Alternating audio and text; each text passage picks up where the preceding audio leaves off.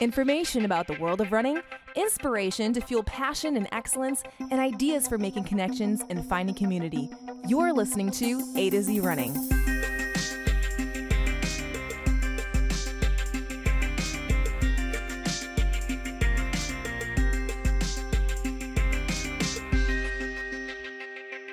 Hi, everyone. Welcome to the A to Z Running podcast, where we help runners thrive. I'm Andy. And I am Zach. And on the show today, Christine Koth, physical therapist, author, and hip specialist, discusses how those hip muscles work and how to keep them healthy. And stick around after that for the latest from the world of running, including some controversy over that crazy fast high school race. Remember that cross-country one? All the records. So fast. Interesting controversy and new research on the super shoes. I know many of you always are interested in that. It is fascinating. Well, you stole my word, because then also a fascinating look at one of the world's greatest runners to round it out. All Hint, of that. hint, Zach really likes this runner. No surprises. All of that is good. All of that is great. None of that is yours if you're not at AtoZrunning.com looking for the word follow. Actually, that's not true, because we're still going to do it regardless of whether or not you subscribe. But it's free, and you get even more goodรื่องthere, YouTube, podcast platforms, and all the social media places you like most at A to Z Running. Speaking of which, I've loved connecting with all of you and your journeys in running, and I have received so much back from many of you. Personally, I just was posting about some injury stuff, and I got some amazing advice and feedback and empathy from so many of you on Instagram. Wait, on social media? On nice social things media. on social media? Yeah. I've been told that's not possible. It is very possible. Abby, Look at you Shawana, all. Katie Smith, a few, just to name a few But of that's many. because those are just nice people. They are nice people. That's the thing. They're Lots bucking of nice the trend, people. making good Yes. that which might not otherwise have been. So appreciate all of you and connections that we've made. Excellent. Well, I think that's about it. So let's get started.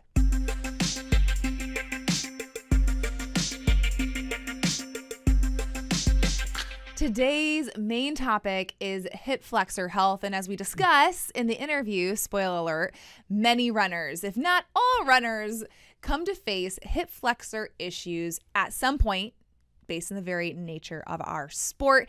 And the guest on our show, Christine Koth, she was also the founder, inventor of the hip hook that I've been talking about. But that's not why we're having her on the show. Even though she invented this great product, we also believe her expertise is valuable as we discuss her passion, and that is the hip flexor muscles. So yeah, she's really invested a lot of time, research, and energy figuring this stuff out, and she is an amazing person to chat with us about. So we're going to dive into that with Christine Koth. As I mentioned, she is an MPT. She also is best-selling author of the book Tight Hip, Twisted Core, The Key to Unresolved Pain. She's the CEO and co-founder of Aletha Health, and she invented that hip hook that we talked about and the knuckle. So with over 20 plus years of clinical practice as a holistic physical therapist, her years of research into the iliacus muscle has led her to develop the Untight method, focused on reducing muscle tension in the primary and secondary core. If that sounded like gibberish, listen on, because we're going to get some more clarity into all of that. Hi, Christine. Welcome to the A to Z Running podcast. So happy to be here. Well, we're thrilled because you're an expert on so many levels about hip flexors. It's become your passion, and you've written about it. You're an author, you're an inventor, you're a business owner, you're a medical professional. So we are thrilled. We just told our audience all about you before we got started with this interview, but you are the perfect person to talk to about this ever prevailing problem among runners, and that is hip flexor discomfort. Yeah. So I would love to get the ball rolling like right away. Tell us about your story and how the hip flexor became such a passion of yours to help solve for so many people. Yeah. So I've been a physical therapist for over 20 years, and really early on in my career, I had the opportunity of actually working with a lot of runners, long distance runners, mainly some sprinters. So I was working a lot with student athletes as well as older athletes that were runners. And a lot of them are coming into me for various things. Some like bunion issues with running. There was one woman who came in for like knee pain, patellofemoral pain. And as I was evaluating them as a young physical therapist, I was seeing how the mechanics of one side of their body was off, right? When they would stand, when they would run, when they would move, things weren't working right to left, and the side that was giving them problems was having, this weird mechanical thing. And so my creative brain, was like always asking why, like, why is this happening?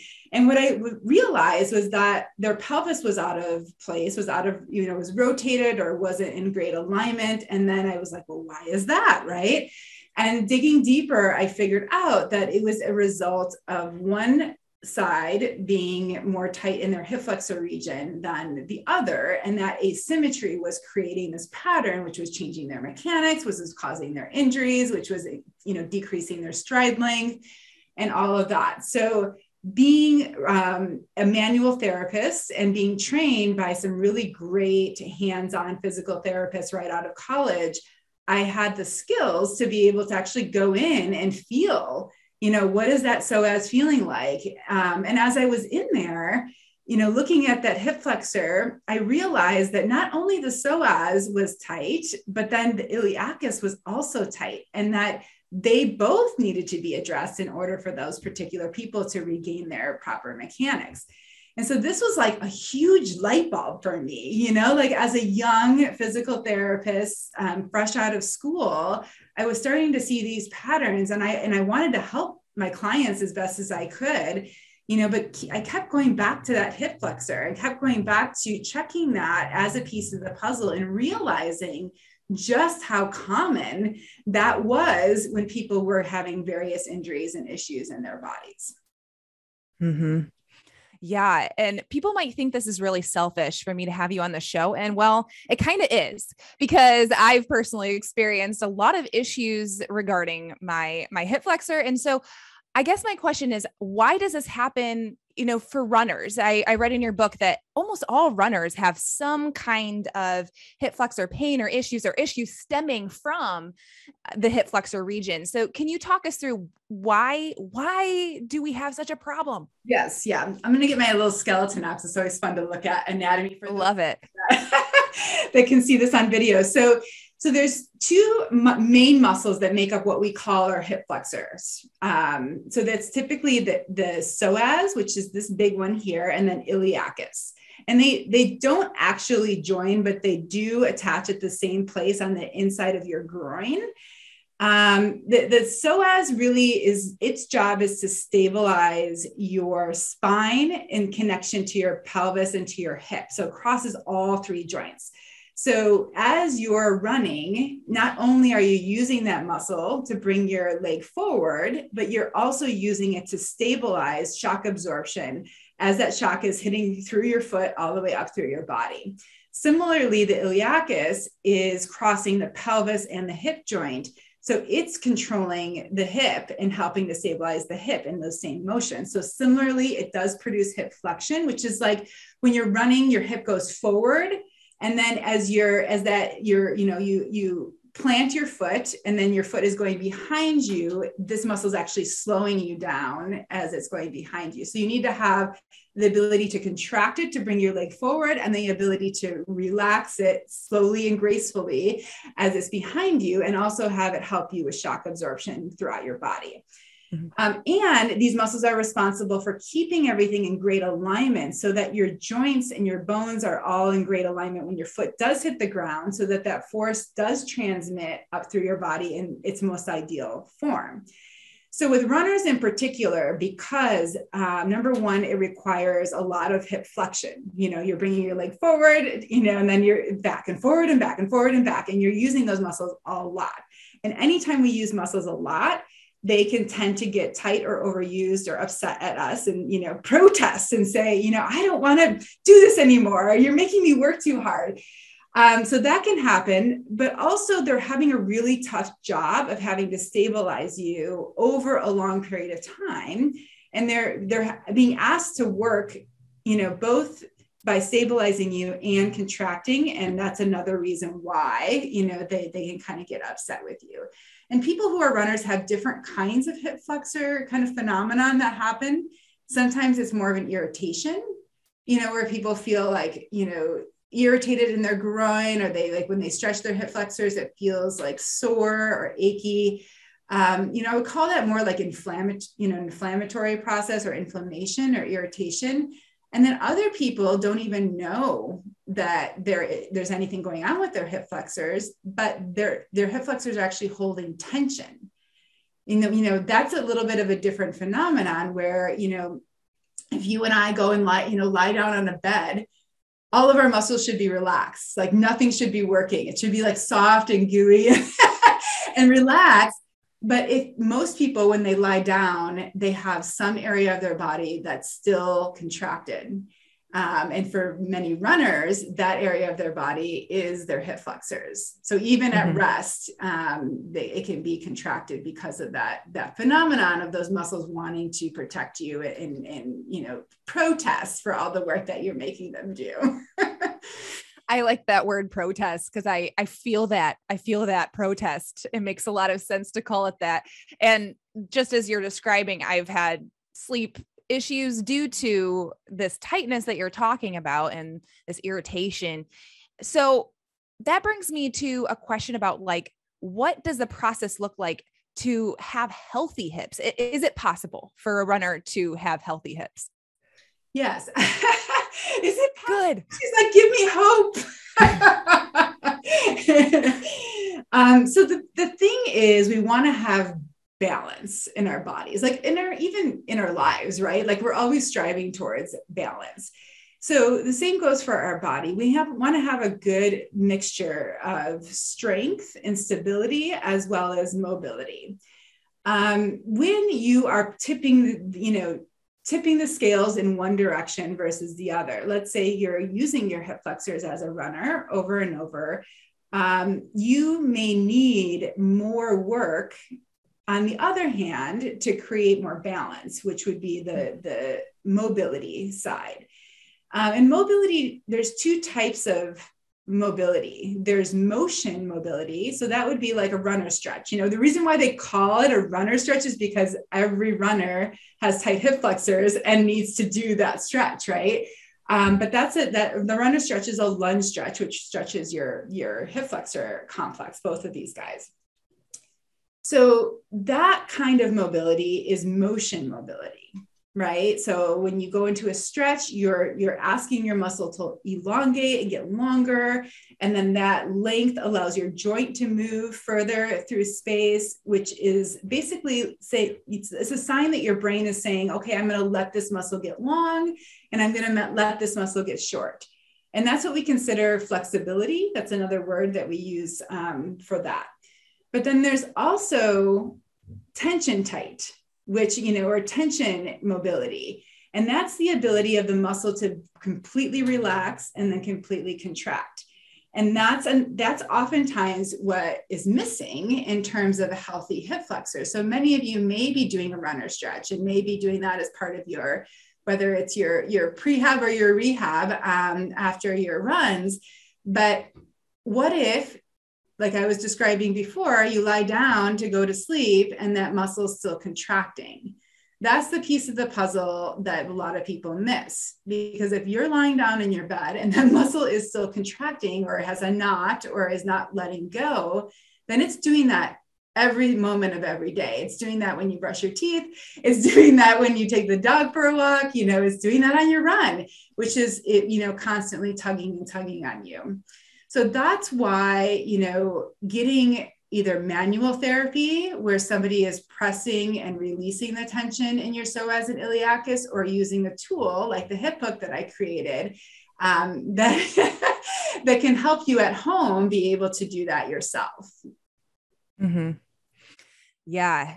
And there's a chronic element that a lot of people, I would assume, I'm not the only one, experience not really knowing what this is or what's going on or how to approach it. So I appreciate you shedding light on that.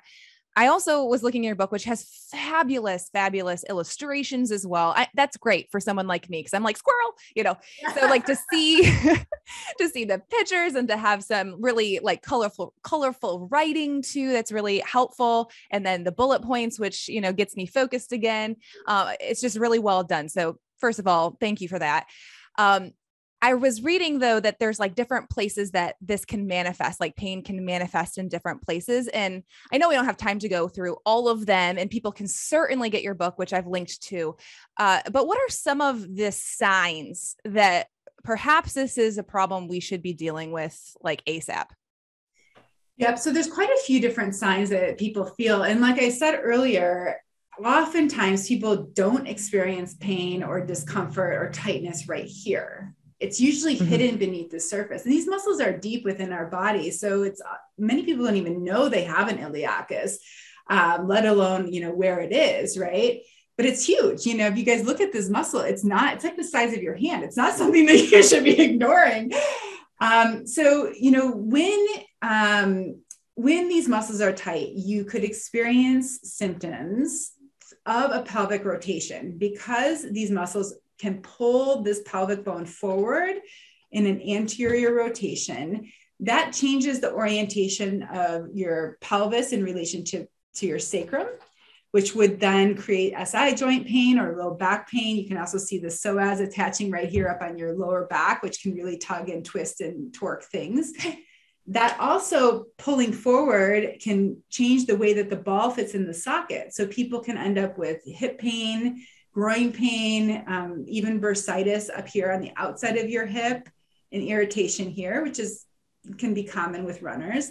Probably the most common thing that runners experience as a result of tension in their iliacus is knee pain. That's kind of further down the chain, right?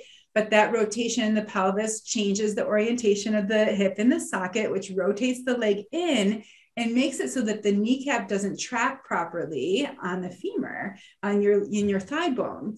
And that tracking issue over time and repetition, which is what we do as runners, can really irritate underneath that joint. And then if you work your way down a little bit more, you end up with more pronation in your foot, which is more of like a flattening of your foot on that particular side, which can lead to plantar fasciitis, which is also a very common thing for runners, and even bunions and toe issues because of the mechanical change. So these are symptoms in terms of like pain, or, injury. You can consider them injury. But there's also certain things like maybe when you bring your knee up to your chest on one side, it comes up to your chest a little bit easier on one side versus the other. That's a sign that you have a tight hip flexor on the side where your knee doesn't go up to your chest. Or maybe when you move your leg a certain way, you get a clunk in your hip. That's also a sign of a tight hip flexor. So there's these kind of like little tricks. Maybe you wear your shoes a little bit differently. There's a mechanical thing going on there. So I think we've successfully convinced everybody that this episode relates to them and that they have some kind of hip flexor need that they're not addressing, because I really do think that checked the box for like all the runners who are listening to our show. How could it not? If you are a unicorn, please message me. We'll chat. So thank you, Chrissy. That was super helpful. So what does daily maintenance look like for somebody who has some of these symptoms? Maybe it's a known problem. I know it might look different. I know it looks different depending on who it is. And that's why we go see a professional, right? But in general, what is some good maintenance for a runner? I'll tell you about that in a second, but there's one thing I wanted to share that came to mind around why this muscle would be tight. We talked about running and why it would be tight. But the other thing that I think is really important to know is that it also becomes tight with sitting, which we all are doing or we have been over the last couple of years doing so much more of. Driving, because it's also areas that we, are using this muscle a lot, and also stress. There's a reason why, when I was saying like, okay, with tension here creates this whole cascade of things and can affect your knee and your toe and everything else. most people have tension in this area of our body because it's such a deep core muscle, and it is responsible for kind of protecting our essential organs, protecting, you know, this very important part of our body. And so, you know, and it is the start of this whole cascade because it is the deepest thing. And so I just wanted to highlight that for a moment, because, you know, if you take, let's say, you know, you're in a really stressful job and like running is your only thing that makes you feel better, you add those two things together, boom, like you get like a double dose of why that would be tight. And then, you know, it's like, then you can move forward. And like you said, like, well, what can you do to help have a good routine for your hip flexors, right? So one of the main things is variety, you know, so, you know, if you're doing the same thing, whether it's sitting, you know, or running for that matter, and not doing other cross training or other activities, you know, then that's going to set you up for a more higher chance. So, you know, if you've been thinking about maybe incorporating, you know, some yoga into your, you know, your routine, or, you know, maybe some more stretching, I would highly recommend variety, because that definitely helps. Same for all the sitters out there, you know, get out of your desk, stand up every 30 minutes or so and move around. The other thing that's important is that we want these muscles to feel healthy and safe. And the way that we can do that is through some stretching motions like the runner's lunge, but also by making sure that those muscles feel relaxed and the brain, you know, is allowing those muscles to be relaxed. And that's where that prolonged pressure comes in. So using a tool like the hip hook, I mean, I imagine like most of us don't have a massage therapist in our back pocket all the time. We all wish we did, right? That'd be amazing. But using the hip hook can really help you to put pressure on those muscles at home to help relax them, which there's two things. One is it sets you up for your daily activities. So like you mentioned, you know, maybe you feel tight when you go to lie down, or if your back starts hurting you when you go to bed, you know, using the hip hook before you would go to bed to help relax that muscle can be very useful for you to get a good night's sleep. In addition, setting the stage for a good run involves using the hip hook. So, you know, using that to help relax the muscle will allow it to then function better for you on that run and allow your mechanics to be set up properly so that you aren't injuring yourself or irritating your knee or your foot or what have you. Mm-hmm. So the hip hook, you know, and I don't know if you want me to go into sharing a little bit how that would be used. Yeah, we'd love that. So the hip hook is super simple to use. You basically lie it on the ground, and then you lay your body on top of it so that the first thing what will happen is that your psoas will be touched by the tip of the hip hook. And there's a lot of real estate here. So there's a lot of room to like move it up and down and try rotating it relative to your body to find different spots. But then once you find a really juicy spot, you want to hold pressure for 30 to 90 seconds so that the muscle will change its pattern. Basically, it's decided it wants to contract, and we want it to learn that it's okay to relax. So that typically the experience of that is that you end up having more pain initially, or it feels like really intense for the first 30 seconds. And then after about 30 seconds, it starts to get better and better and better. If it doesn't, then you're not on the right spot and your body's not ready for it. So then you should move. Has that been your experience too? Yeah. I had to move it around a bit at first. And it's because when it's all so inflamed sometimes, or like, you know, you're aggravated, it's hard to know like, oh, this is all kind of tender. Yes. But yes, as I've like, you know, it's uncomfortable at first, but then as it's releasing, like, that's where the money is. That's where I'm like, okay, it's time that I'm done now. But until it does that, I, you know, hang on it. Yeah. At first I was doing it probably too short, probably like 30 seconds, as opposed to, I needed the 90. So yeah, that was super helpful to look in the materials and have that release. It's a sweet release. Yeah. So that is the thing, you know, typically 30 seconds, think of 30 seconds as like testing if whether this is a good spot that's ready to be released today, because after 30 seconds, it should start to get better, but we want to give it as much chance after that 90 seconds, you know, sometimes even longer, to let it relax. We're basically changing the relationship that our brain has to that muscle. And that takes a lot of patience and kindness and, and trust, really. We want our brain to trust that it's okay to let go of that tension. So, many of you trying the hip hook for the first time, it's going to be very sore. Number one, because you're a runner, you probably have really tight hip flexors, and they're probably muscles that have never been touched, or have maybe been tight for decades. How long have you been running, right? So you have to understand that you're kind of going into something that might be, like you said, sensitive, aggravated. I always say, like, happy muscles don't hurt, so if it hurts, it means that those muscles need some TLC, and some love to get them to be happier. And there will be a point where you lie on the hip hook and it won't feel like anything, which is like amazing. So the first step is to lie on it just flat on the ground like this. And then after your body has had that opportunity to let go and it feels a little bit better and that tension has dissipated, then you can press on the handle.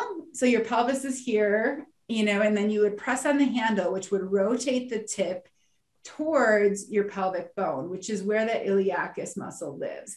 And in this way, we're actually targeting just the iliacus, initially just the psoas, and then the iliacus when we rotate it. And it's basically pinning that iliacus muscle right up against the bone. And that's where we're getting at the iliacus. Now, many people do try to release their psoas, whether it's with balls or other tools. And if you're releasing your psoas without releasing your iliacus, it will be short term.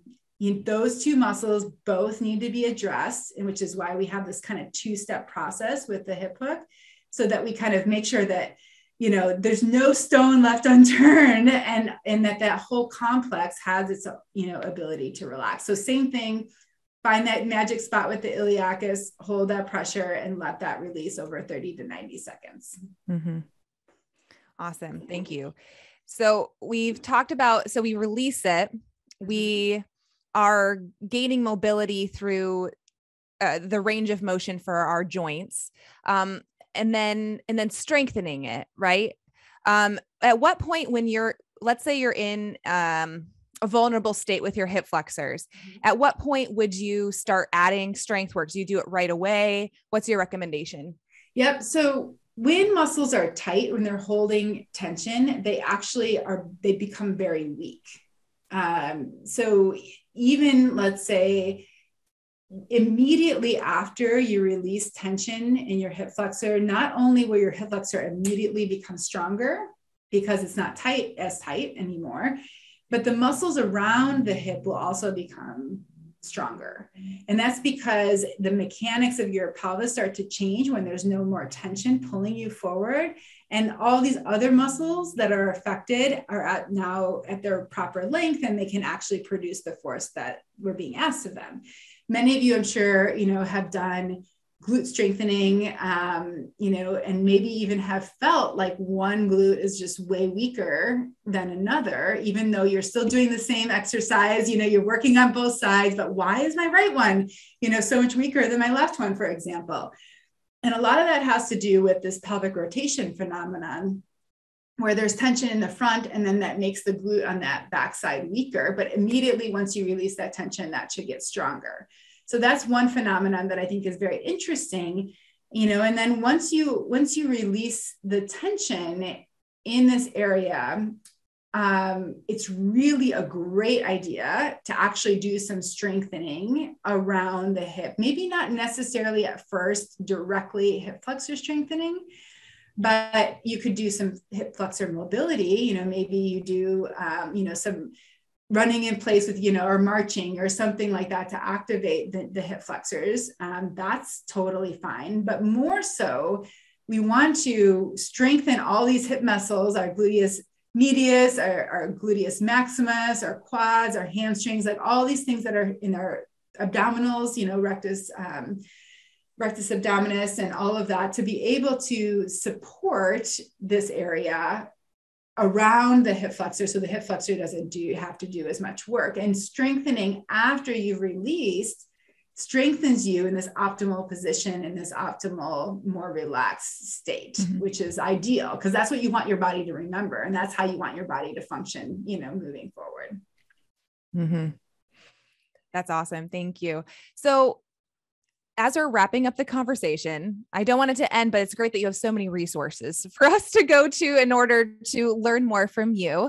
But what would you say to someone who's kind of feeling like, this whole thing has been hopeful of how people can move through this to get to the sport that they love. But if there were like a couple takeaways, what would you give people who are struggling with any kind of hip flexor pain? So the people oftentimes feel like they've lost hope because it's chronic. They have something that maybe has been an issue for them for so many years, and they've maybe tried a lot of different things and haven't really gotten the results that they want. And in my experience, there's always a way to figure out the why. The reason why people don't get results is because they haven't actually addressed the source of the problem. It's like treating the symptom versus treating the cause. For a lot of people in my 20 years of experience, the hip flexor is a cause. It's like the missing piece. They've done all the other things, and all those other things are great and so important. But there's a lot of hope in recognizing that the hip flexor, especially if it's something that you haven't addressed properly, could be at the root of your issues. Oh, that's great. Well, thank you, Christine. We've loved having you on the show, and people can follow Aletha Health online. Where else would you like people to go? Of course, the website. How else can people be in touch with you? If you're looking for educational information, there's just so much that I put up on YouTube. And if you have questions or things that are not on there, I'm happy, reach out to me and I'm happy to create a video on that topic. So there's that. The book, of course, Tight Hip Twisted Core, The Key to Unresolved Pain. That book is a really great introduction to the hip flexor complex. And also make sure that, you get on our mailing list. I'm going to be launching a course coming up soon, which will go through a lot of these things in detail. So if you're the kind of person that likes to be more interactive with their learning, that might be something that is interesting for you as well. Great. Well, thank you, Christine. We appreciate your time. It's so fun that our listeners on the podcast, Zach, love to be informed and love the practical tips.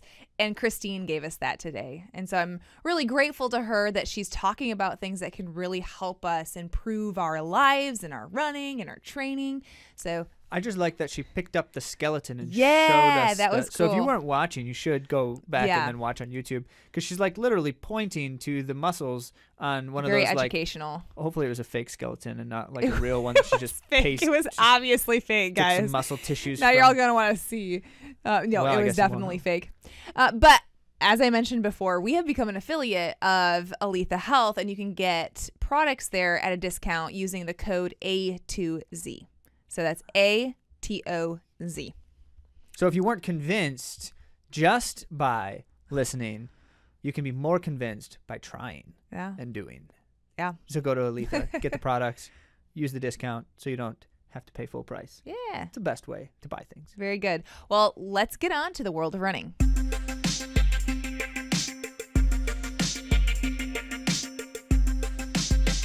First up, in the world of running today, high school cross-country race from, remember the super fast nationals where everyone was breaking all the records? It was the first of the two nationals, if you recall. There's a running lane and an East Bay. This was the running lane one. So, as reported by Let's Run.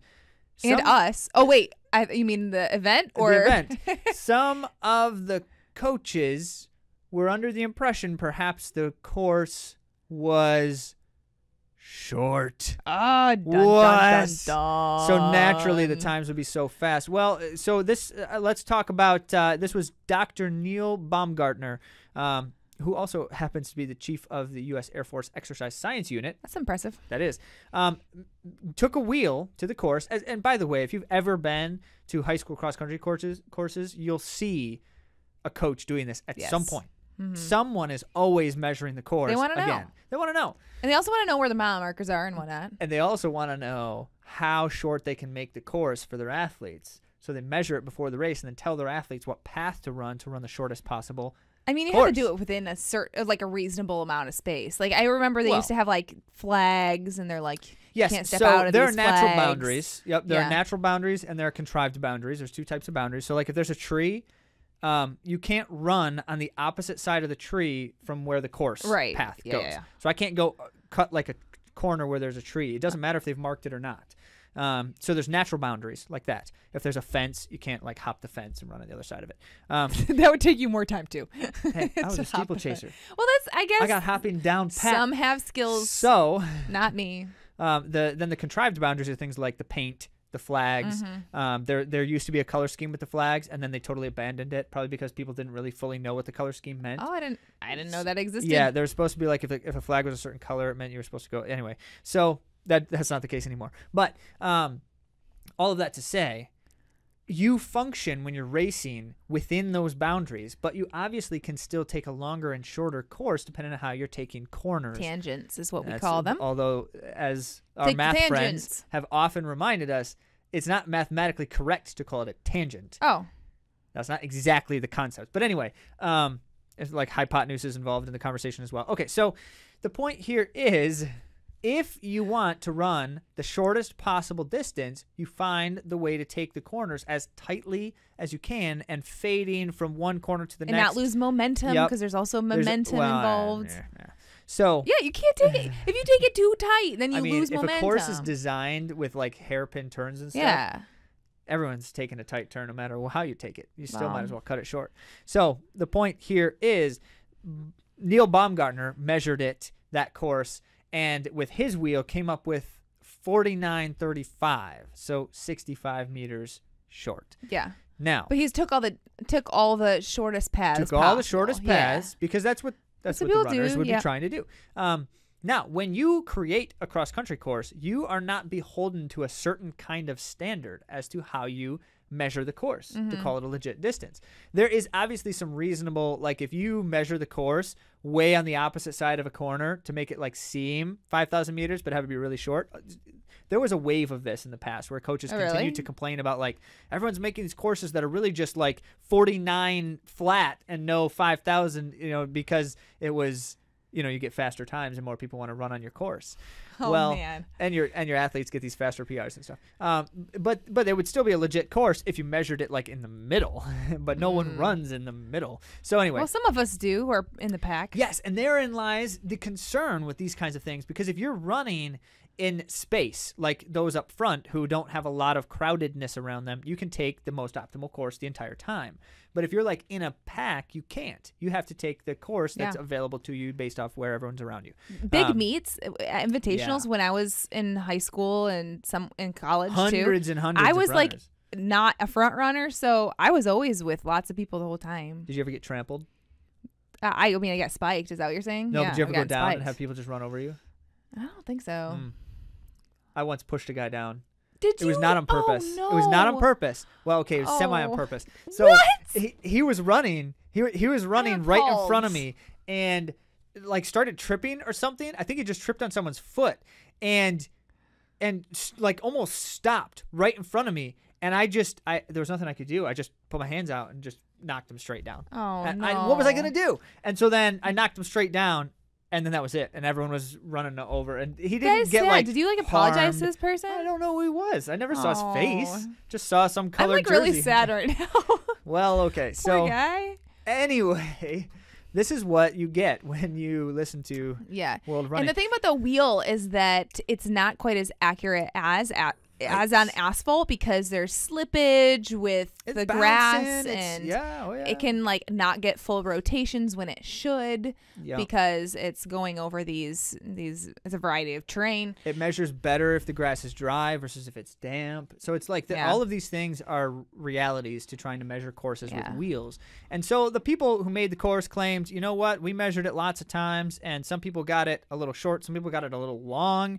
So we just not very long though. Not very long. The long one that they said was 5,014 meters. Yeah, so that one wasn't very long. But the principle of the thing is they did their due diligence to try to create a reasonable measurement of the course. They didn't just measure it like randomly on the far side or something. Right. And so if someone got it a little bit shorter by really fine-tuning their measurement, that's likely to happen on every cross-country course. So I don't put a lot of stock in this kind of thing, except for to say some courses, by the nature of the corners and how many corners they have, you can indeed run a shorter race.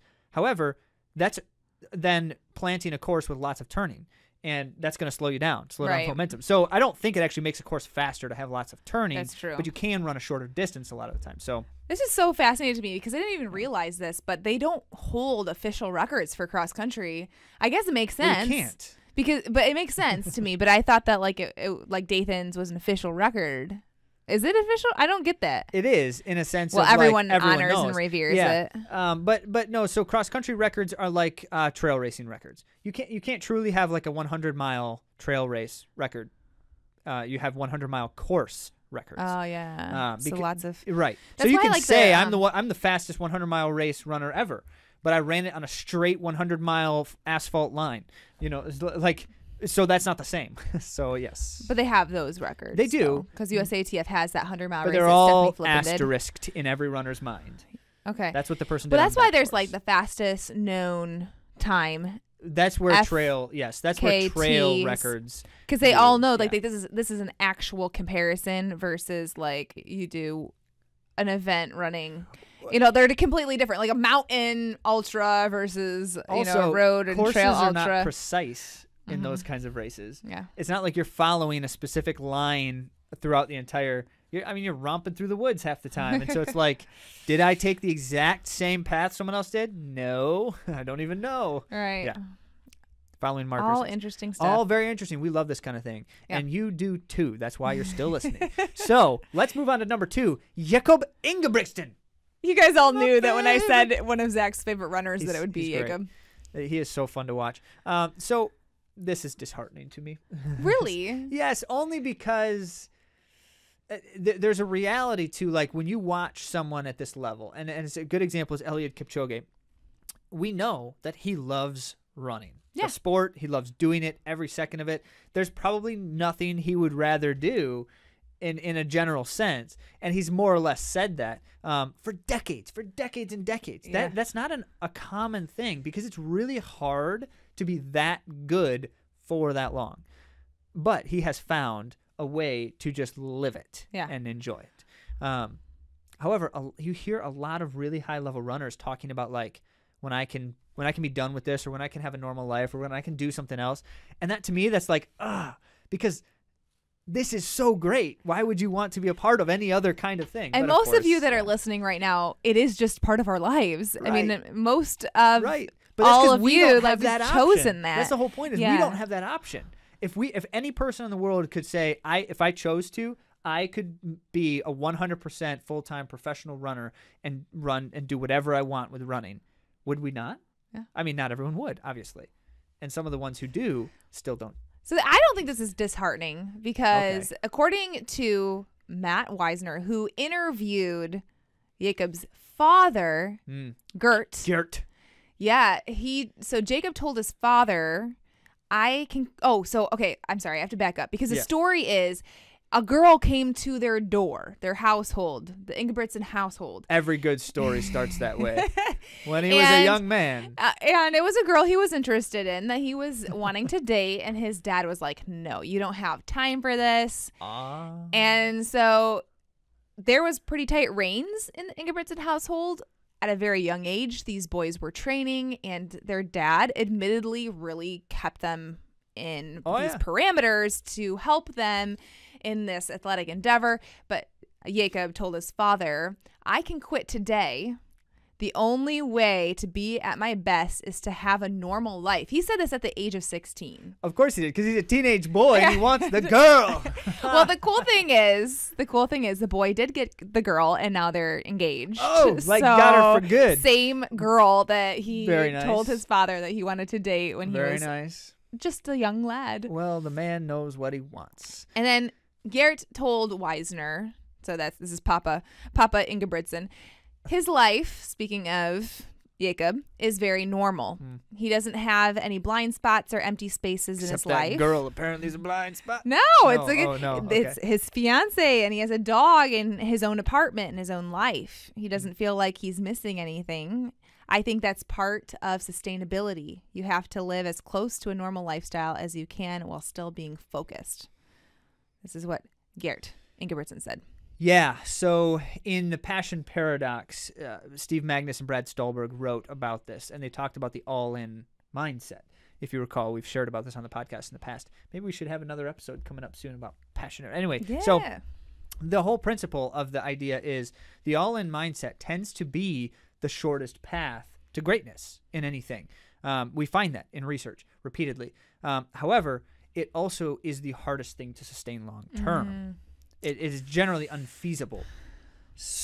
And consistency over time in running is usually that's what makes the big difference. The long path to greatness, but so you have to find a way to balance those two. And this is the comment. This is the full principle here, which is you live your life the way you want to live your life, with this thing being as much as you want it to be. Eliud Kipchoge basically like eats, drinks, and thinks.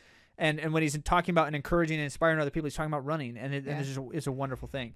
But many other professional runners don't spend a moment thinking about running in these certain times during their day, where they're just hanging with friends or they're going and doing these other things they like to do. What? I don't know what that'd be like. Just kidding. Yeah, well. But this was the part that was disheartening to Zach. This is the part that he clung on to. Go ahead and share. Wait, what is that? This last part? Line, Maybe, So Jacob said to his father, maybe I'll run for another year. Maybe I'll run for 2 years. I don't know. I can't see myself running in 10 years. I will do something else with my life. And then Zach cried a little bit. And I'm going to find a different runner to enjoy watching. No, because this is how because he's going to quit. No, I don't think so. I think this is just essentially saying that he has lots of things in his life that he sees him. And when it says running in 10 years, that probably means professionally. He might still run. He might love running. We didn't get to interview him ourselves. We would love to. If you have the contact, we would love to have him on the show. Well, let's move on to our third piece in the world of running. 3. Okay, so this one, we're all curious about it. Most of us are sick of people like having strong opinions about it, which is the super shoes. It's like they're shoes. They're here. They're here. That's the thing. Let's wear them. Let's stop saying things like they're ruining the sport, and let's stop saying things like they're the greatest thing that ever happened to running. I don't want any of those. I see why people did that in the very beginning. There was more controversy because it was going to change our sport, and it did. But now they're here. So now let's talk about them and figure out how we can use them to our advantage. Indeed. So 2 studies here Andy found and investigated a little bit for us. I always like to kind of see some of the new updates, and in particular, this study that was addressing metabolic cost and like uphill, downhill running. So these are some of the things that people are finding really interesting. Yeah. Is like sometimes I feel like a little bit wrong, for instance, running downhill in the super shoes. Like it's not quite right or something of that nature. So this group did a little bit of a close examination on that in particular. What did they find? Yeah, so that's actually the second one. Okay, metabolic costs running on level, uphill, and downhill running. So compared to conventional shoes, you've probably heard this, but there's like a 4% advantage on level. And they found a 3.83, so pretty close on the level. And then the uphill, only a 2.82. And that was kind of what they wanted to see. Like, does it matter? Like, if you have a hillier course, should you choose a different shoe? Well, that's still an advantage. Sure. Yeah. And then 2.7 for downhill. So all of you who keep saying downhill, it just feels a little bit wonky. Oh, you know what though? It said less. 2.7% downhill less. The percent of the change of metabolic power for uphill running was less compared to level running, but not statistically different between downhill and level running. Sure. So I said that wrong. Excuse me, guys. So in thinking through these kinds of concepts, it's like, does it prove something? Always. Otherwise, it wouldn't have been designed with such fervor and adopted by all the shoe companies and stuff. Does it have any kind of like significant, we're always like looking for the red herring in these kinds of things. And we're not going to find that. But we do find some really fascinating considerations. like naturally it makes sense that uphill running would be a different influence because of the structure of the shoes. Yeah. And they were testing a few different super shoes. So it wasn't just the Vaporfly. So the Vaporfly was actually 4%. And then there was another one that was 3.8. Okay. Oh, yeah. All right. Good. So what about, we found some other studies from previous and specifically looking at how we run. Yeah. The biomechanics of it. Yeah, and how it's possible that it could help reduce some joint issues. Yep. Which I thought was kind of an interesting thing. And there's positive and negative and positive work rates at the ankle. And then we also have the dorsiflexion. We have all these areas in our bodies that are impacted by these super shoes. Yep. And in conclusion, there does seem to have some superior energy storage in the midsole foam that helps the clever lever effects of the carbon fiber plate on the ankle joint mechanics and the stiffening effects of the plate for the MPT joint. So overall, that's why you hear some of the professionals will actually do workouts, long workouts in these shoes. The problem is they only last for a certain amount of miles. So, yeah, if you've got a company giving you the shoes, it's very expensive. Yeah. But you always want to try your shoe before the race. But I wouldn't be using them for every workout. No. And with all of that, always just thinking about what kinds of things are helping me best do my thing and helping minimize the negative stuff that might come with it. And if those shoes are helpful to you, and especially if you feel good running in them and they're not hurting you to do so, well, that's great. Right. And this is just kind of a little side note, a good time would be for one of your longer workouts that you're putting some of those pieces together anyway. Wearing the shoes could also help reduce the amount of impact of, the recovery time needed. So there's an advantage there too for using the shoes during a long key workout towards the end of your cycle. That is good stuff. I am always super psyched about research studies. Mm-hmm. We're going to continue to dig into those kinds of things and so much more. But we can't do that now because now it's time to say goodbye. The end. And with all of that, we certainly enjoy and appreciate, probably more than anything else, your questions and comments and thoughts, the things that are on your minds. We would love if you have questions, especially if it's like, hey, you had this guest on, I'm curious about this thing, that kind of stuff. Keep the conversation rolling. Yeah. Ask it on the social media places, post it, send it somewhere where we can see it, and we'll do what we can to feature and or respond to those things on air. We appreciate you all and have happy holidays. Happy holidays, Merry Christmas, enjoy the time. We'll talk to you next week.